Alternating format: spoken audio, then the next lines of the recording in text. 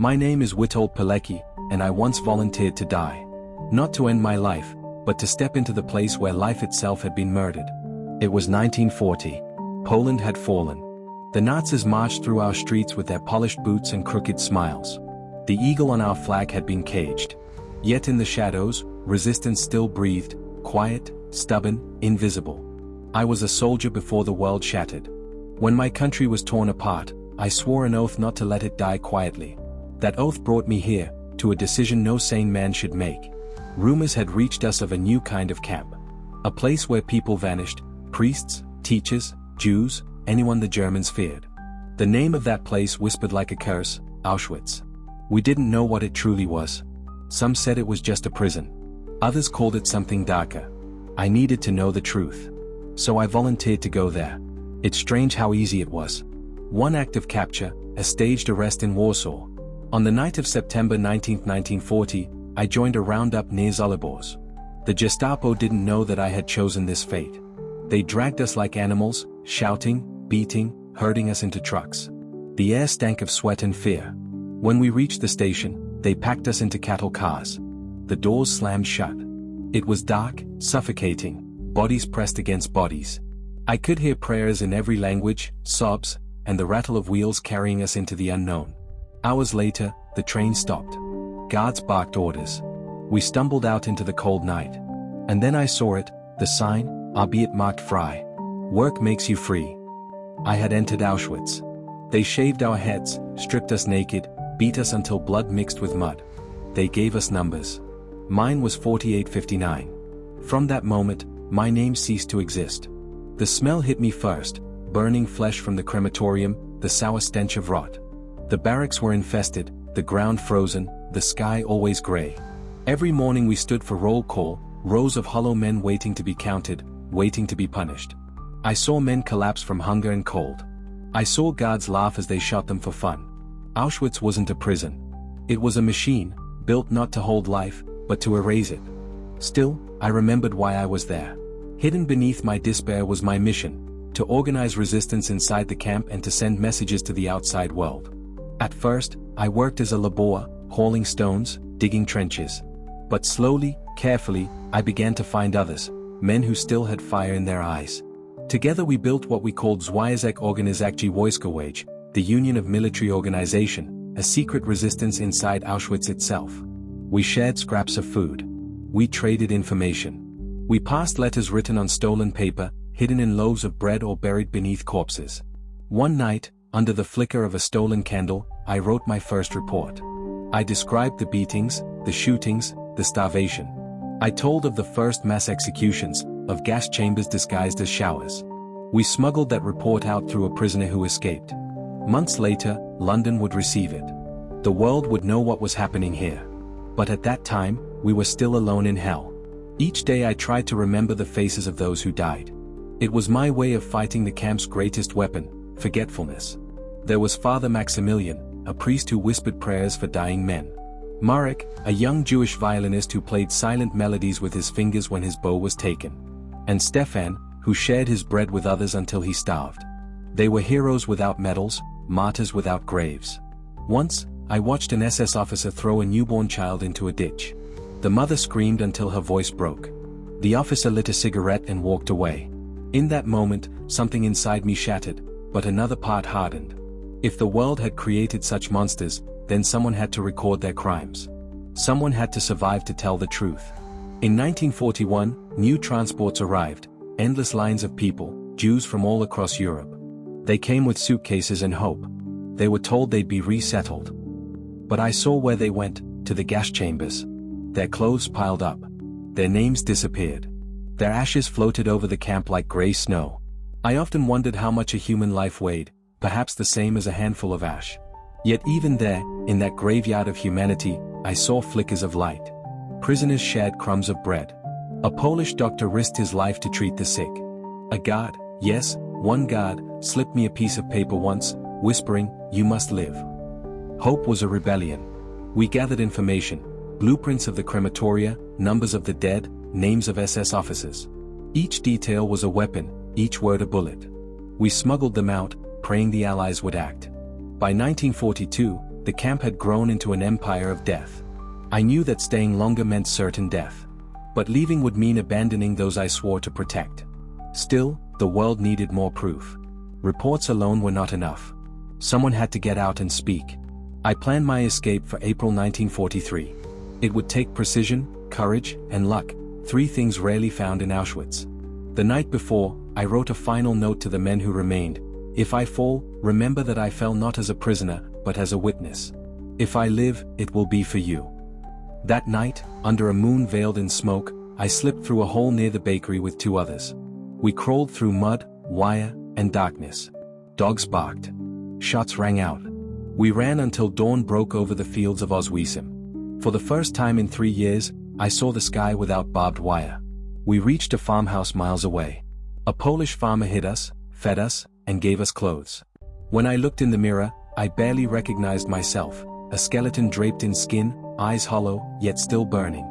I wrote my report immediately, 100 pages describing the machinery of genocide. We sent it through resistance networks to London, to the Polish government in exile. But when they read it, they didn't believe it. No one could. They said, it's impossible. No nation could build such a place. I wanted to scream. I wanted to drag them to the gates of Auschwitz and show them the mountains of shoes, the chimneys that never stopped breathing. The truth was too monstrous for the world to accept. And that was the greatest tragedy of all. They didn't believe me. I had walked out of hell with proof of its existence, and the world turned its face away. For months I moved through safe houses, rewriting my reports, begging commanders to listen. Each page carried the weight of 1,000 ghosts. I sent another dispatch in June 1943, names, transport numbers, even the quantities of Zyklon B ordered by the SS. Still, disbelief lingered. Humanity could not imagine its own cruelty.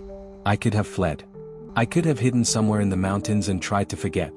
But I had seen too much to rest. Warsaw still bled beneath occupation, children starved in the gutters where their fathers once marched. So I rejoined the resistance, the home army. My task was no longer to observe but to strike.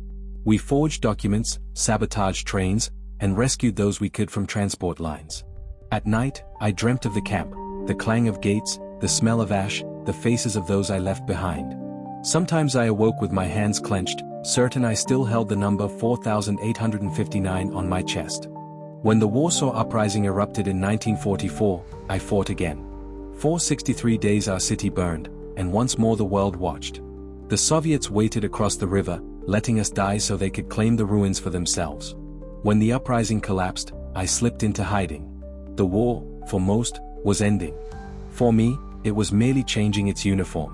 May 1945. Germany surrendered. Church bells rang across Europe. People celebrated peace.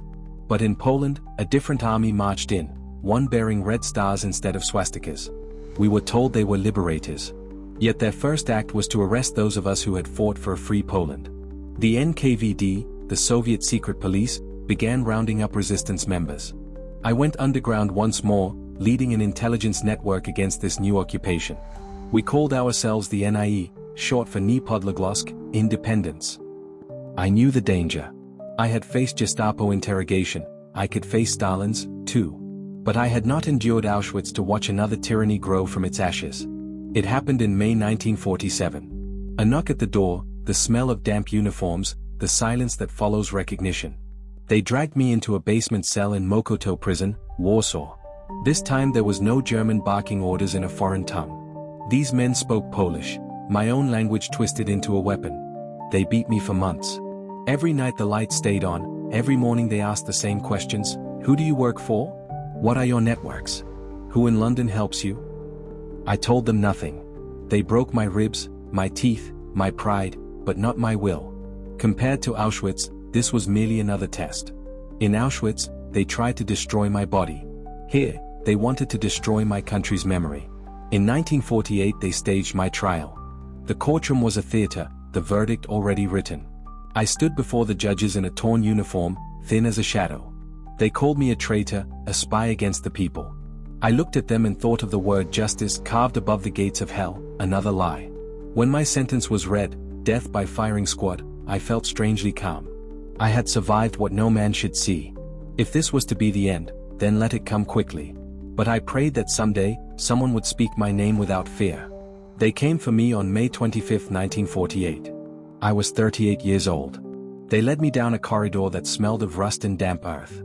Each step echoed like a heartbeat. In my pocket I carried a scrap of paper, my final letter to my wife, Maria. My dearest Marija, I wrote, do not cry. We have lived with honor. Tell our children that their father tried to act as a man should. The truth will return, even if it must walk barefoot through decades of lies. They tied a blindfold across my eyes. I heard the click of rifles. And in that instant, I saw every soul I had met in Auschwitz, Father Maximilian, Marek with his invisible violin, Stefan sharing his bread. They stood behind me, silent, waiting. The command rang out. Then there was only light. They buried me in a nameless pit, somewhere beneath the prison yard. For years, no one knew where my body lay. My wife was forbidden to speak my name, my children were told their father was a traitor. But memory is stubborn. It survives even beneath concrete. Decades later, when Poland began to breathe again, my reports were rediscovered. The truth I had written on smuggled scraps of paper rose from the dust. Historians read them and wept. They saw, in my words, the first eyewitness account of Auschwitz, the blueprint of genocide. They learned that one man had entered voluntarily, not to save himself but to save the truth. In 1990, the same government that condemned me declared me innocent. In 2006, I was posthumously awarded the Order of the White Eagle, my nation's highest honor. Yet the greatest reward was not a medal, it was remembrance. If you hear my story now, know that it is not about heroism. It is about choice. The choice to step forward when everyone else steps back. The choice to see horror and still believe in the goodness of man. When I first walked through the gates of Auschwitz, I thought I was entering darkness.